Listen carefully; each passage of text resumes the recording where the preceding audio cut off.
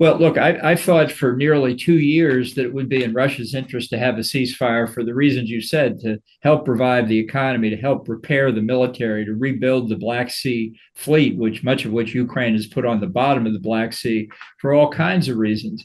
But it hasn't happened. It is, though, I think, if you look at the big picture, why it's not necessarily in Ukraine's advantage to have the ceasefire, because Europe may grow tired of the war. Trump is already tired of the war. The Russians rebuild. No matter what the security guarantees are that NATO or Trump provide, in 2, 3, 4 years, the Russians may come back. And at that point, they may have finally found some successful military formulas. I just think this is a very dangerous period. And that's why the failure of the talks in Abu Dhabi, I don't think should trouble people in Ukraine. It's not an ideal situation to have the war continue. I understand that. But to have the war called to a halt on unfavorable terms, like ceding the rest of the Donbass or other territorial concessions, just simply put the Russians in a better position in some number of years to start the third invasion. I think everybody in Ukraine knew after 2014 that was not the end of the fight, and it began again in February of 2022. And if we stop it 4 years later, give Russia another 3 or 4 or 5 years, and we'll be back at it. That's not the result we want. John Bolton is former Trump's national security advisor. Welcome to our program, Ambassador Bolton. Glad to be with you. Thanks for having me. I would like to begin our session with another round of talks in Abu Dhabi between Ukraine, Russia, and US. Right now, we have breaking news that a prisoner swap has been agreed between both sides. Also, Russia, Ukraine, US discussed economic problems, territory, and also mechanism of possible ceasefire. Also, another statement from Russian side today, Russia would like, quote, all nations to recognize Donbas as a Russian territory. That's what we have right now following these talks in Abu Dhabi. What is your assessment of this stage of negotiations, and how close are we to a real deal, or at least to a limited ceasefire? Well, it seems to me, based on what we know so far, not much is coming out of these talks. Certainly, people can welcome the prisoner exchange, but it doesn't sound like much else of substance has been. There's no progress has been made on it, and I think that's consistent with what we've known about the Russian position for some time. I don't think the Russians are interested in a ceasefire at the moment. They continue to believe that time is on their side, and they think they may make a breakthrough somehow this spring or summer. I don't see that coming, but the Russian perception is that they can yet prevail militarily, and they have no incentive to agree to anything diplomatically. That said, I don't think this is necessarily to Ukraine's disadvantage, because I think the Russians are suffering far more casualties than Ukraine. The Russian economy is still in trouble, whereas Ukraine's has begun to show, I think, some progress. So it's unfortunate the conflict continues, but given the Russian determination, ultimately, I think, to prevail over all of Ukraine, I think this is not an unexpected outcome. Let's also cover another interesting decision by President Trump to broker this so-called pause in energy strikes on Ukraine. He said that he asked Vladimir Putin to hold strikes. Putin agreed to do so, but after several days of so-called pause, Russia has again launched another missiles and drones against Ukrainian energy infrastructure. What is your reaction to such weird mechanism, tactics of negotiations between Trump and Russian dictator Putin? Well, I think it's a combination of Trump and Putin. Trump likes to exaggerate what he does, so he probably got some kind of indication from Putin that he would pause energy-related strikes. Whether Putin agreed to a week or not is anybody's guess. Whether he did, he obviously didn't stick with it, and Trump didn't make him bear any consequences for that. So I think it shows, unfortunately, that Trump still thinks Vladimir Putin is his friend, and he is reluctant, as he has been at any of the times he's been in office as president, really to put pressure on Putin in a way that's really meaningful. He has agreed to sanctions in the past, certainly in his first term, but he always did so reluctantly and only after his advisors pushed him to do it. And I think we see the same pattern so far in the second term. Let's also cover his strategy. Do you feel that he has such hopes that he can just ask Vladimir Putin to hold this war, to end the war, and that's how Putin would end this war soon? That's why he's so optimistic about chances of ceasefire, global deal on Ukraine war. Trump sees the relations between nations as fully embodied in the relations between the two heads of state. So if he has a good relationship with Putin, he thinks U.S. Russia state to state are good. And therefore, if he says to Putin, well, why don't we have a ceasefire? His friend Putin will agree with him. Well, Vladimir Putin does not think he's Donald Trump's friend. He thinks he's somebody that he can manipulate. And he's done it very successfully, unfortunately, when Trump has been president. Trump doesn't seem to learn the lesson. He doesn't appear to understand what Putin's long-range goals are. I think if in fact at the end of the talks in Abu Dhabi there really isn't any progress, we're again at a point where Trump may simply withdraw from the process. He wants a win. He wants something, a ceasefire or something that he can say is his success that he can then use to help win the Nobel Peace Prize. And he doesn't like engaging in projects that don't produce success. So I do think there's a chance once again he'll pull back. I just hope if that happens that he continues to supply weapons, ammunition, and other supplies to European states to supply to Ukraine and continues the supply of military intelligence. There also have been some interesting decisions against sanctions, the sanctions against Rosneft and Lukoil. According to Bloomberg, another round of sanctions is being prepared by U.S. Secretary of Treasury Scott Bessent. However, Trump still hesitates to impose additional sanctions against Russia. Do you feel that the White House has a plan B, for example, if these negotiations collapse right now with any sign of progress ahead? No, and I think that's what's worrying. If the support for Ukraine that the U.S. has been giving, which is not enough in my view, but at least if the current levels continue, I think Ukraine can continue to defend itself. What we should worry about is Trump saying, "I'm tired of this. I've tried for a full year now to get a ceasefire here. These people don't cooperate. Let them fight it out." And he then says, in effect, and Ukraine can fight it out on its own. No more U.S. intelligence, no more U.S. military supplies. That would be very damaging. And that's what we need to guard against. I don't think Trump has a plan A or a plan B. He just gets up every morning and does whatever he's going to do that day, which is one reason why policy is chaotic and results are not what they could be. Let's also cover the state of Russian economy and for how long can they sustain this. According to Bloomberg, Russian oil prices have fallen to their lowest levels since the full-scale war began, to approximately $39 per barrel in some cases.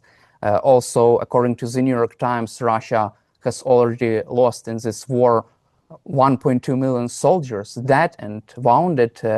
Don't you think that any kind of a ceasefire deal or a peace deal would be also in Russian interest? And that's why Putin demands Donbas to present any kind of victory to his population to justify such heavy losses, both economical and human losses.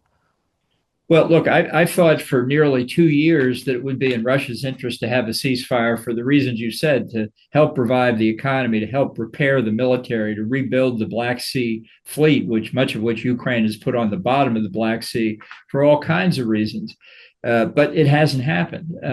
It is, though, I think, if you look at the big picture, why it's not necessarily in Ukraine's advantage to have the ceasefire, because Europe may grow tired of the war. Trump is already tired of the war. The Russians rebuild. No matter what the security guarantees are that NATO or Trump provide, in 2, 3, 4 years, the Russians may come back. And at that point, They may have finally found some successful military formulas. I just think this is a very dangerous period, and that's why the failure of the talks in Abu Dhabi, I don't think, should trouble people in Ukraine. It's not an ideal situation to have the war continue. I understand that. But to have the war called to a halt on unfavorable terms, like ceding the rest of the Donbass or other territorial concessions, just simply put the Russians in a better position in some number of years to start the third invasion. I think everybody in Ukraine knew after 2014 that was not the end of the fight, and it began again in February of 2022. And if we stop it 4 years later, give Russia another 3 or 4 or 5 years, and we'll be back at it. That's not the result we want. You just mentioned about security guarantees, and most recently Politico reported about so-called multi-layer European and US commitment to provide Ukraine with security guarantees in case of another Russian attack, also in case of peace deal is reached between Ukraine, Russia, and the United States. So according to this publication, European allies and US would react and decide if they're ready to fight only in 48 or 72 hours. Right after the invasion begins, Ukrainian forces would face Russian forces, not Europeans, not American troops. What is your assessment of so-called proposed European security guarantees offer for Ukraine in this Article 5-like offer from President Trump? Well, I wouldn't take words on a piece of paper as being an effective security guarantee. We've just seen in the case of Greenland, Donald Trump threatening to invade a NATO ally. I don't ultimately think he was serious about that. And I think there would have been a political earthquake in the United States if he'd gone ahead with it. But simply the fact that he said it should tell everybody what he thinks of the NATO alliance. That's why, to me, the question of the circumstances on the ground today are so important. And 3 years, which is the remainder of Trump's term, may seem like a long time, but we will get through the next 3 years, or at least our objective should be to get through the next 3 years. And that's the period of maximum danger of the security guarantees. So the terms on which these are put into play seem to me to be very important. And while there's been a lot of talk about a European peacekeeping force for years now, there's still no clear consensus on what exactly it's going to do, where it's going to be, who its commander is going to be, or what its rules of engagement are.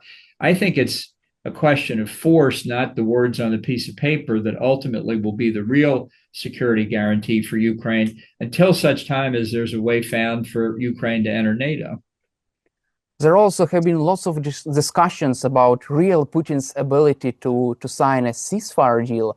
Right now, some Russian experts say that Putin knows what he can do. However, he doesn't know what he can do with this war, how he can end this war. Can Vladimir Putin survive any kind of a ceasefire deal without acquiring Donbas? I think that's a hard question to answer. I think he would prefer to get Donbas. There's no doubt about it. And he may conclude that until he gets it, and the Russians continue to press that point. Sergei Lavrov, their foreign minister, said yesterday that he wants everybody to recognize all of the Donbass as Russian territory, which they claim to have done by annexing it to Russia. As difficult as it may be for Russia, Putin believes it would still be in his advantage to continue the fight. The evidence seems to be growing that Putin believes Trump promised him that in the Alaska summit. Trump doesn't agree to that, but the Russians keep pressing the point. And I think that's why we have one round of peace talks after another, because Trump probably did promise it to him, but he can't figure out how to deliver it. You also just mentioned about this Abu Dhabi talks. Let's cover also the START treaty between US and Russia, which has expired, and this is the last nuclear weapons control treaty between US and Russia. It's probably Americans are using Abu Dhabi talks on Ukraine war and also discussing their possibility of making another treaty on nuclear arms control. What is your take on that? And do you feel that this could be another topic for discussions during Ukraine war negotiations? And could this also be another term of a peace deal? Could be this also included in big package of deals between Russia, US in case of a ceasefire deal over Ukraine war? Well, I don't think the New START treaty was a good deal for the U.S. when it was negotiated by Barack Obama in 2010. It's gotten worse over time. It doesn't cover hypersonic cruise missiles. It doesn't cover tactical nuclear weapons. It doesn't cover a variety of other more technical subjects. But the most important point is that when New START was negotiated, like all of the treaties of the Cold War era, it was premised on a bipolar nuclear world, U.S. and Soviet Union / Russia. All of our theories about our need for nuclear weapons, how we split them among the nuclear triad, missiles, planes, and submarines, everything about the concept of deterrence, and therefore everything about our arms control strategy was based on a bipolar nuclear world. The other countries that had nuclear weapons were simply not sufficient numbers to make any difference. Today, we have China with roughly 500 to 600 deployed nuclear warheads, predicted to get to 1,000 by 2030. I think that's a low estimate. I think they could be higher. So the U.S. faces the question, if you're coming into a tripolar nuclear world, before you get to arms control, how many weapons do we need to defend ourselves against both Russia and China? And the short answer is we don't know. 5 decades of thinking about deterrence and nuclear capabilities, as I say, were based on a bipolar model. Those calculations don't work in a tripolar world. So I don't think the passing of New START makes that much difference.